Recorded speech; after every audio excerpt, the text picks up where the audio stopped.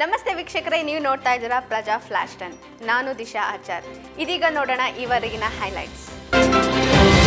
ಯಾರಿಗೆ ಇಷ್ಟವಿರಲಿ ಬಿಡಲಿ, ಮುಂದಿನ ಮೇ ತಿಂಗಳಿನಲ್ಲಿ ಬೃಹತ್ ಬೆಂಗಳೂರು ಮಹಾನಗರ ಪಾಲಿಕೆ ಚುನಾವಣೆ ನಡೆಯಲಿದೆ ಎಂದು ಸಾರಿಗೆ ಸಚಿವ ರಾಮಲಿಂಗಾರೆಡ್ಡಿ ತಿಳಿಸಿದ್ದಾರೆ. 2020 ಸೆಪ್ಟೆಂಬರ್ನಿಂದ ಬಿಬಿಎಂಪಿ ಚುನಾವಣೆ ನಡೆದಿಲ್ಲ.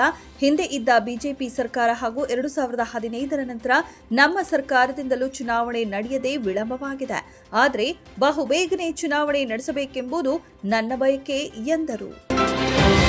ಉದಯಗಿರಿ ಪೊಲೀಸ್ ಠಾಣೆ ಮೇಲೆ ಕಲ್ಲು ತೂರಾಟ ಖಂಡಿಸಿ ಇಂದು ರಾಷ್ಟ್ರ ಸುರಕ್ಷಾ ಜನಾಂದೋಲನ ಸಮಿತಿಯಿಂದ ಜಾಥಾ ಹಮ್ಮಿಕೊಳ್ಳಲಾಗಿದೆ. ಈ ಹಿನ್ನೆಲೆಯಲ್ಲಿ ಮುಂಜಾಗ್ರತಾ ಕ್ರಮವಾಗಿ ಮೈಸೂರು ನಗರ ವ್ಯಾಪ್ತಿಯಲ್ಲಿ 144 ಸೆಕ್ಷನ್ ಅಡಿಯಲ್ಲಿ ನಿಷೇಧಾಜ್ಞೆ ಜಾರಿಗೊಳಿಸಲಾಗಿದೆ. ರಾಜ್ಯದಲ್ಲಿ ಕಾಂಗ್ರೆಸ್ ಸರ್ಕಾರ ಇದ್ದು ಇಲ್ಲದಂತಾಗಿದೆ. ಅಭಿವೃದ್ಧಿ ಮಾತನಾಡಲು ಏನೂ ಇಲ್ಲ. ಬರೀ ಲೂಟಿ ಮಾಡುವ ಕೆಲಸದಲ್ಲಿ ಸಚಿವರು ತಲ್ಲೀನರಾಗಿದ್ದಾರೆ. ದೇವನಹಳ್ಳಿ ಹಾಗೂ ಸುತ್ತಮುತ್ತ ಜಮೀನು ಲಪಟಾಯಿಸುವ ಕೆಲಸ ಬಿಟ್ಟು ಮತ್ತೇನ್ ಆಗುತ್ತಿದೆ ಎಂದು ವಿಧಾನ ಪರಿಷತ್ ವಿಪಕ್ಷ ನಾಯಕ ಛಲವಾದಿ ನಾರಾಯಣಸ್ವಾಮಿ ಪ್ರಶ್ನಿಸಿದರು. ನೀವು ಮುಖ್ಯಮಂತ್ರಿಯಾಗಿ ಏನ್ ಕಡಿದು ಕಟ್ಟೆ ಹಾಕಿದ್ದೀರಿ ಎಂದು ಕೇಳಿದ್ರೆ ನೀವು ಉತ್ತರ ಕೊಡಲು ತಡಕಾಡುವಿರಿ. ಮುಖ್ಯಮಂತ್ರಿಯಾಗಿದ್ದಾಗ ನೀವು ಈ ರಾಜ್ಯಕ್ಕೆ ಕೊಟ್ಟ ಉಡುಗೊರೆ ಏನು ಉತ್ತರಿಸುವಿರಾ ಎಂದು ಮಾಜಿ ಮುಖ್ಯಮಂತ್ರಿ ಹಾಗೂ ಸಂಸದ ಬಸವರಾಜ ಬೊಮ್ಮಾಯಿ ಅವರಿಗೆ ಸಚಿವ ದಿನೇಶ್ ಗುಂಡೂರಾವ್ ಅವರು ಪ್ರಶ್ನಿಸಿದ್ದಾರೆ. ರಾಜ್ಯದಲ್ಲಿ ಕಾನೂನು ಸುವ್ಯವಸ್ಥೆ ಕಾಪಾಡುವಲ್ಲಿ ಸರ್ಕಾರ ವಿಫಲವಾಗಿದೆ ಎಂದು ಟೀಕಿಸಿ ಬಿಗಿಗೊಳಿಸಲು ಒತ್ತಾಯಿಸಿದರೆ ಗೃಹ ಸಚಿವ ಡಾಕ್ಟರ್ ಜಿ ಪರಮೇಶ್ವರ್ ರಾಜೀನಾಮೆ ಕೊಡಬೇಕೆ ಎಂದು ಕೇಳಿರುವುದು ಅವಿವೇಕತನದ ಪರಮಾವಧಿ ಎಂದು ಬಿಜೆಪಿ ರಾಜ್ಯಾಧ್ಯಕ್ಷ ಬಿವೈ ವಿಜಯೇಂದ್ರ ವಾಗ್ದಾಳಿ ಮಾಡಿದರು. ಮೂಲ ಸವಲತ್ತುಗಳ ಕೊರತೆ, ಅಗತ್ಯ ವ್ಯವಸ್ಥೆಗೆ ಬೇಕಾದ ಹಣವಿಲ್ಲವೆಂದು 9 ಹೊಸ ವಿಶ್ವವಿದ್ಯಾಲಯಗಳನ್ನು ಮುಚ್ಚಲು ರಾಜ್ಯ ಸರ್ಕಾರ ಮುಂದಾಗಿದೆ.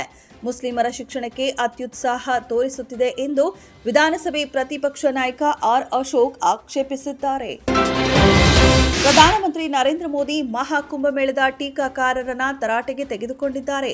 ಮಹಾಕುಂಭಮೇಳವನ್ನ ಟೀಕಿಸುವವರನ್ನ ದೇಶವನ್ನ ದುರ್ಬಲಗೊಳಿಸಲು ಪ್ರಯತ್ನಿಸುವ ವಿದೇಶಿ ಶಕ್ತಿಗಳಿಗೆ ಹೋಲಿಕೆ ಮಾಡಿರುವ ಪ್ರಧಾನಿ ನರೇಂದ್ರ ಮೋದಿ ಇಂಥವರು ಗುಲಾಮ ಮನಸ್ಥಿತಿ ಹೊಂದಿದ್ದಾರೆ ಎಂದು ವಾಗ್ದಾಳಿ ನಡೆಸಿದ್ದಾರೆ.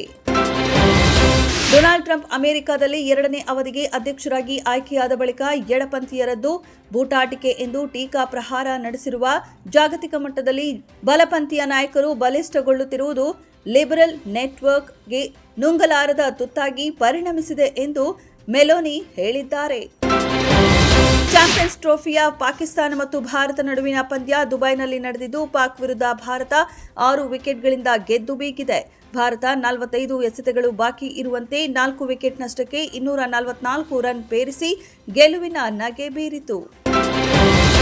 ನಿರ್ದೇಶಕ ನಂದಕಿಶೋರ್ ಅವರು ಮಲಯಾಳಂ ಸೂಪರ್ ಸ್ಟಾರ್ ಮೋಹನ್ ಲಾಲ್ ನಟಿಸಿರುವ ಮೊದಲ ಪ್ಯಾನ್ ಇಂಡಿಯಾ ಚಿತ್ರ ವೃಷಭ ಚಿತ್ರಕ್ಕೆ ಆಕ್ಷನ್ ಕಟ್ ಹೇಳುತ್ತಿದ್ದಾರೆ. ಇದು 500 ವರ್ಷಗಳ ಹಿಂದಿನ ತಂದೆ ಮಗನ ಕಥೆಯನ್ನ ಒಳಗೊಂಡಿದೆ.